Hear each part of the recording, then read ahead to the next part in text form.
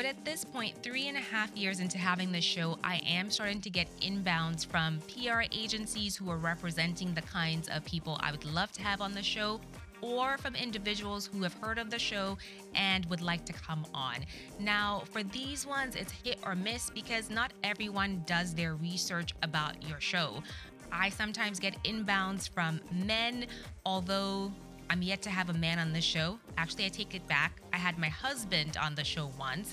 I recently got an email from a listener who's thinking about launching a podcast of her own, and she was wondering how I go about creating this video podcast. Everything from equipment to software, she wanted to know what my process is. So, for this episode, I'm sharing it all. I'm bringing you behind the scenes on my video podcast creation process. So, if you're interested in hearing about the equipment I use, the software I use, my process for landing some amazing guests like Tika Sumter and her partner Ty Randolph, Maddie James, Dana Bolden, Shantae Lundy. I've had so many amazing guests. In fact, in the comments, let me know who your favorite guest has been so far. This podcast has been running for 3.5 years. This is episode 156, so there are a lot to choose from. So if today you are thinking about launching a podcast of your own and you would like some sort of a primer, some sort of a behind the scenes look into how to make it happen, keep on watching. Before we dive into it though, don't forget to subscribe and hit the notification bell so you don't miss our next episode. All right, let's dive into it. First things first, when people start searching how to start a podcast, the categories of software and equipment probably tend to be the most daunting because there's a lot of information out there. But I'm going to run down a list of what I use and how I use it. On the software side, to record the audio of this podcast, I use GarageBand. It's a free software that's found on all Mac computers. And if you have a PC, you can use VLC. It's free as well. And it's pretty user friendly. I had never used either before and was able to pick it up pretty quickly. There are plenty of YouTube videos out there about it. We'll go over equipment later, but this mic here is connected to my computer and records into GarageBand. So once the video and the audio are recorded, I take everything and put it into Adobe Premiere Pro. That's the video editing software that I'm most familiar with. It isn't free, but if you're on a Mac, once again, there's iMovie, which is a free alternative, and they have very similar functionality as well. But I'm able to edit out all of the awkward pauses and awkward things that I say in Adobe Premiere Pro, and then I export it out into YouTube, and I can use the audio for the audio podcast platforms like iTunes. Once the video and audio portion of things are done, now it's time for promotion. And if you follow us on Instagram or LinkedIn or anywhere else, you've probably seen some of the graphics that we put out in order to promote the different episodes that we're rolling out. And Adobe Illustrator is the software I use. It all comes in an Adobe pack, and I've been using this software forever, as I said, so I'm most familiar with that. Canva is another alternative that has a free level that is amazing for business owners. So if you don't want to get too technical or if you don't want to spend too much money, you can use Canva to create all your graphics. It's also helpful for the YouTube thumbnail that brought you to this video or any other graphics that you want to create. Now, to round out the software section of things, you probably noticed that the majority of our 156 episodes are guest interview episodes. And for those, I use Zoom. Zoom is a paid platform with a free tier. So for the free tier, I believe you can only have about 40-minute meetings, and I'm not sure if you can record them. But I have a paid version of Zoom because I use it for all of my business meetings. I use it for the podcast. And so this is just a necessary tool for me, especially given the state of the world these days. So within Zoom, as I said, you have the option to either record your meeting into the cloud or record the meeting onto your computer. That's what I do. I record it onto my computer, and you can also select the microphone that you're going to be using within Zoom. And I select this microphone that we'll talk about later. And that ensures that the audio is as high quality as possible because the majority of podcasts come in audio format. And it's just important that audio remains pristine because if it's shaky, if there's a lot of background noise, people are going to click off of your podcast. So for me, it's something that I make sure I get right. Last but not least, on the software side, I'm sure you guys have seen the graphics that people share with waveforms that move in time to the voice of the person speaking. It's not video, it's just a still picture with the waveform on it. I use Wave, which is WAVVE, to generate those. So not only can you have captions, you can also add the waveforms onto the image. I don't use it as much as I used to when I first started because now I prefer to share video clips with the subtitles on when I'm promoting the episode, but that's still a great way to share snippets of your episodes online if you're interested in doing that. Okay, so that rounds out the software section. Let's dive into the equipment section. First and foremost, I think a lot of people get hung up on the microphone to pick. This isn't the first microphone I got when I first started podcasting. I actually started out with a Blue Yeti mic and had that for about 2.5 years.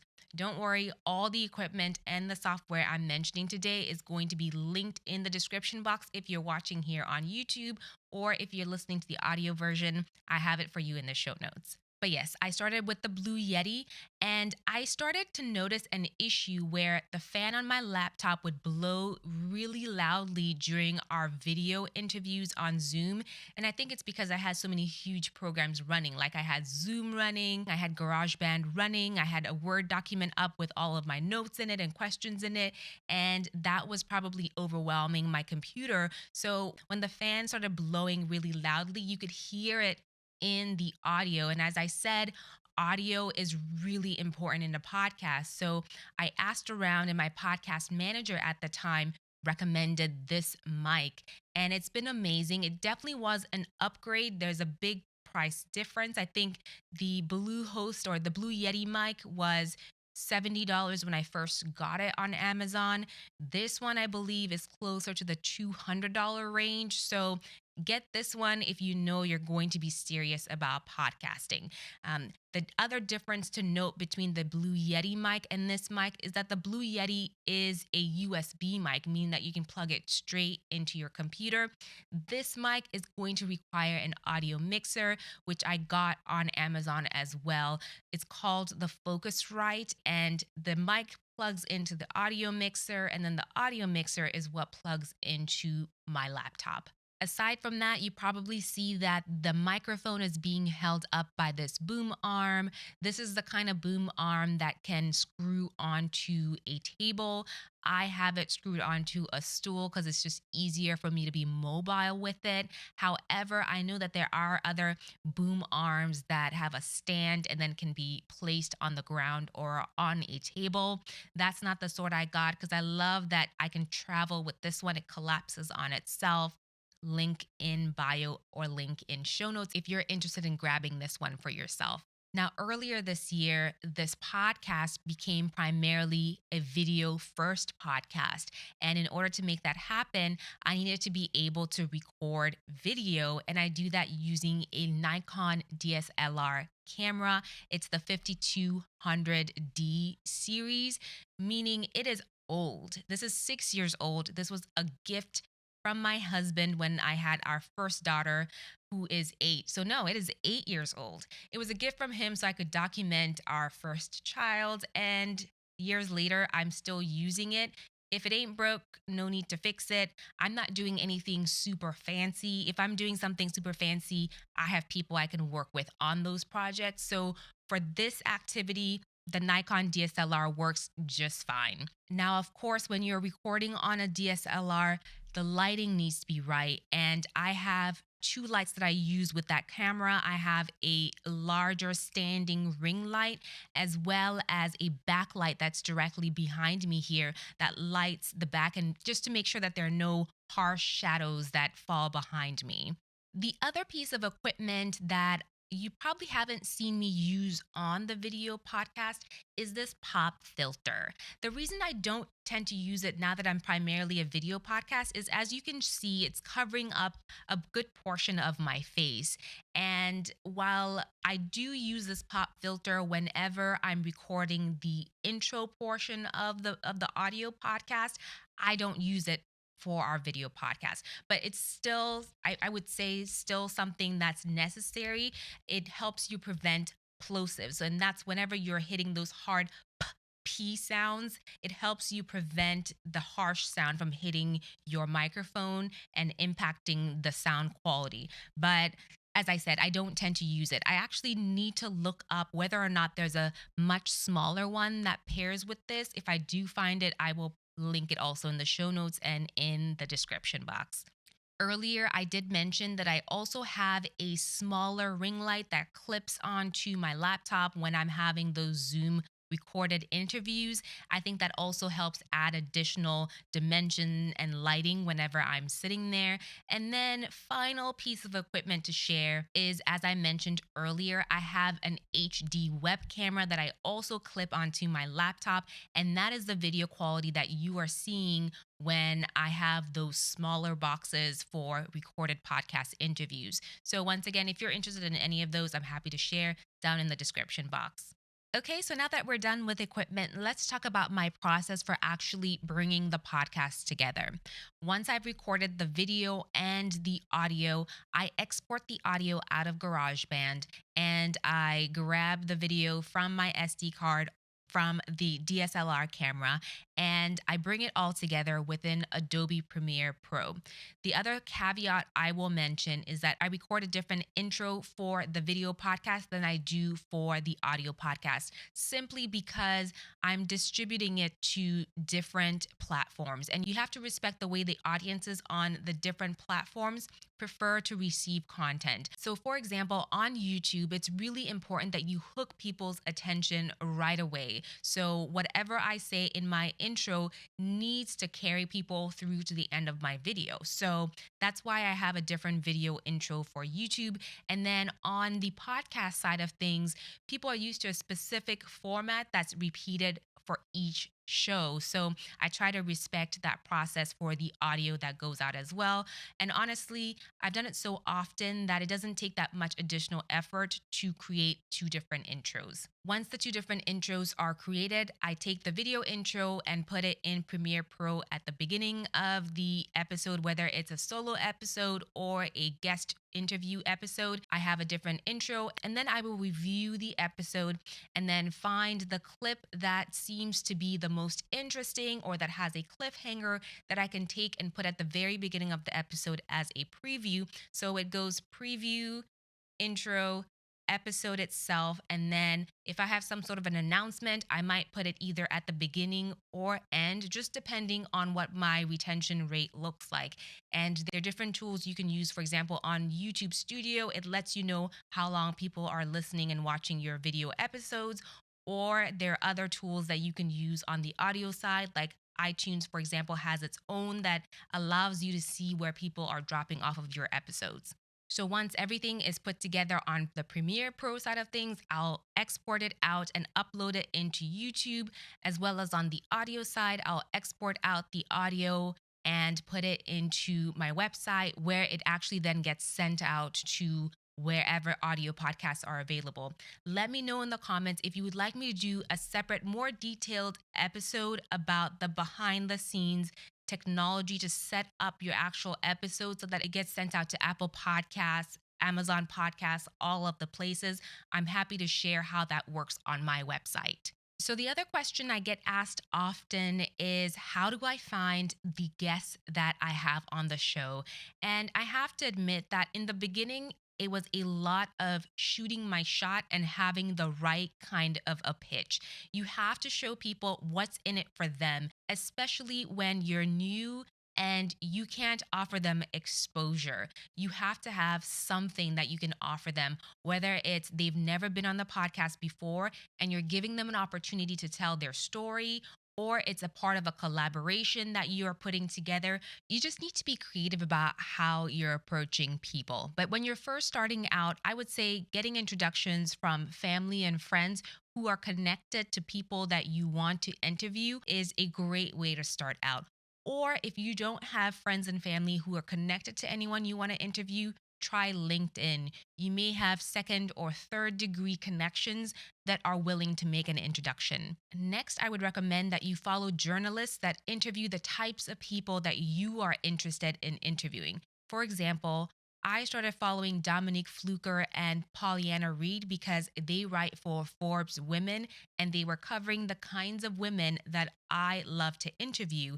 And eventually, I built a relationship with them and had them on the podcast. So it's just important that you are strategic about the kinds of relationships and connections that you are building. Find genuine points of connection with people and see if that helps you get the right guests on your podcast. Once you get into the flow of getting people on your show, ask your past guests for introductions to your future guests because chances are they have a network of people who do similar things. Entrepreneurs and business owners tend to be connected to other business owners as well. Aside from that, social media has been a great source of guests for me. You can either follow relevant industry hashtags on Instagram, for example, or Facebook or LinkedIn, just depending on where these individuals that you want to interview are hanging out. But at this point, 3.5 years into having this show, I am starting to get inbounds from PR agencies who are representing the kinds of people I would love to have on the show, or from individuals who have heard of the show and would like to come on. Now, for these ones, it's hit or miss because not everyone does their research about your show. I sometimes get inbounds from men, although I'm yet to have a man on the show. Actually, I take it back. I had my husband on the show once, but you get it. None of my guests have been men. So just do your research before you pitch and make sure that you have examples of what you're going to talk about and be sure that it aligns with the theme of the show. There's so much more I could say about the process of producing a video podcast. Let me know if there are other subjects that you want me to cover, and I'm happy to make more detailed videos on those specific topics. Earlier, I did mention that I had a podcast management team helping, but I don't want that to deter anyone who's considering launching a podcast. It's possible to do it yourself. I did it myself for the first 2 years or so until I brought a podcast management team on this year. And unfortunately, they closed their doors. So I'm on the hunt for another podcast team. But that means in the interim, I'm back to doing this all myself again. So it's possible for you to do it yourself. However, as your business grows, it's not feasible, which is why I'm rampantly interviewing more people to help because after a while, depending on what you have on your plate, it starts to get taxing. All right, there you have it. That is my video podcast creation process. I better cut off the episode here because, as I said, there's so much more I could say about this. But if you are interested in hearing additional information on specific topics, let me know in the comments and I'm happy to create additional videos. Don't forget to subscribe and hit that notification bell on your way out so you don't miss our next episode. We release them in both video and audio format every single Thursday. All right, we'll see you right back here for another episode next week. Bye.